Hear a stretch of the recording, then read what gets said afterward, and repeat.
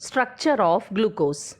The molecular formula of glucose is C6H12O6. The structural formula can be written as CHO, CHOH 4 times CH2OH. Various reactions are shown here which is given by glucose. Glucose is shown at the center. These reactions given by glucose can be taken as evidences which supports the structure of glucose. Now consider the first reaction of glucose with hydrogen iodide. When heated with hydrogen iodide, glucose gives normal hexane. This reaction shows that glucose contains 6 carbon atoms and all the 6 carbon atoms are present in straight chain.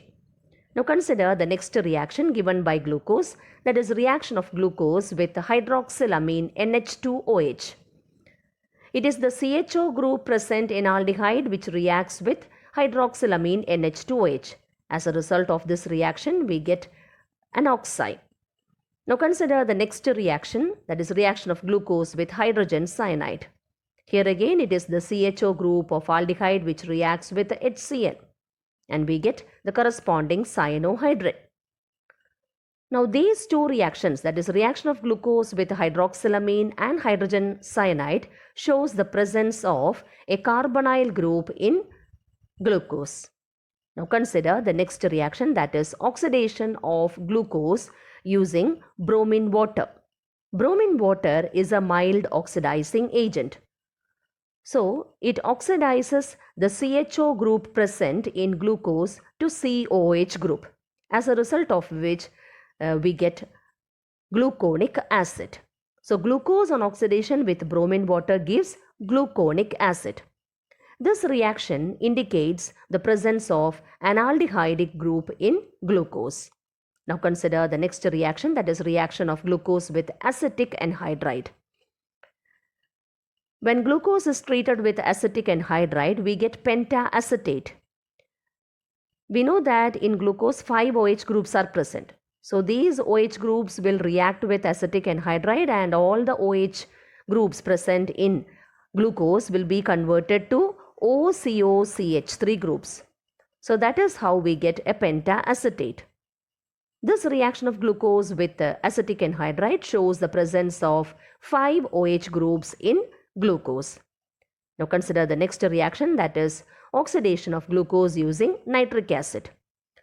Glucose when oxidized using nitric acid gives saccharic acid. Note that the CHO group as well as the CH2OH group in glucose gets converted into COH group. So that is how glucose gets converted into saccharic acid. This reaction of glucose, that is oxidation of glucose with nitric acid, indicates the presence of a primary alcoholic group in glucose. So these are the various evidences which supports the structure of glucose. D plus glucose is given here. CHO carbon is numbered as 1, so that CH2OH carbon will be the 6th carbon. It is found that following reactions of glucose could not be explained. It does not give Schiff's test, it does not form bisulfite addition product, and pentaacetate of glucose does not react with hydroxylamine. So it shows the absence of free CHO group in glucose. Therefore, glucose exists in two crystalline forms known as alpha D glucose and beta D glucose. The melting point of alpha D glucose is 419 Kelvin, whereas that of beta D glucose is 423 Kelvin. Now let us see how these two crystalline forms of glucose are prepared. Alpha D glucose is prepared by the crystallization from concentrated solution of glucose at 303 Kelvin, whereas beta D glucose is prepared by crystallization from hot saturated aqueous solution at 371 Kelvin.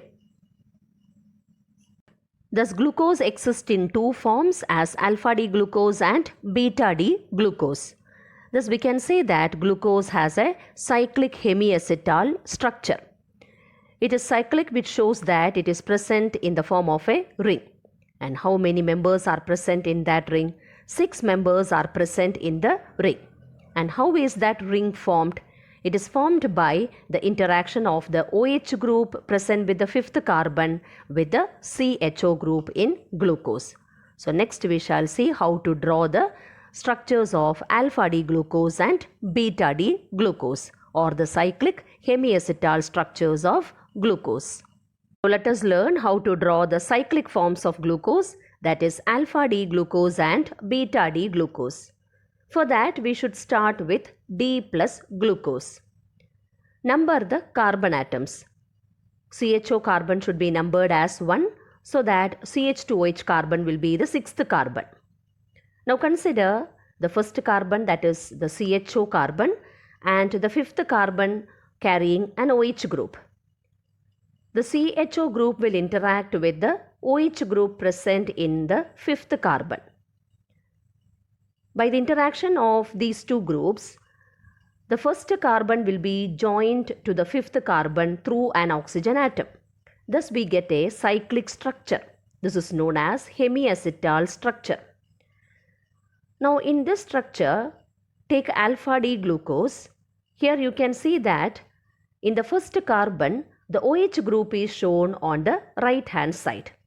Since OH group is shown on the right hand side, that is with the first carbon, it is called as alpha D glucose. Now consider beta D glucose. In beta D glucose, the OH group present with the first carbon is shown on the left hand side. There is no change in the configuration of the other carbon atoms. So here in this case, in beta D glucose, we can find that the OH group present with the first carbon is shown on the left hand side. So that is how we can draw alpha D glucose and beta D glucose.